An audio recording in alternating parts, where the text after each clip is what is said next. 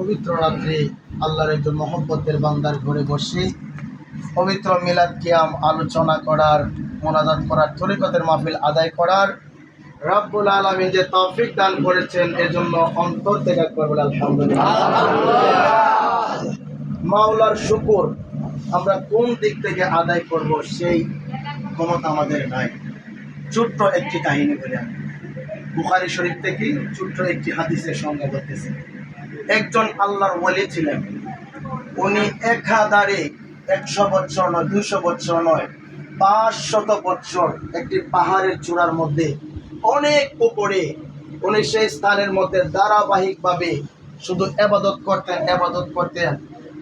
করতে করতে যখন শেষ পর্যায়ে চলে গেল, ওনার যখন মৃত্যুর সন্নিকটে, ওনার যখন ক্ষণস্থায়ী জিন্দেগি শেষ হয়ে মুসাফিরি জিন্দেগি শেষ করে যখন উনি কবরে চলে যাবেন, যখন মালাকুল আজরাইল ওনার সামনে হাজির হবে,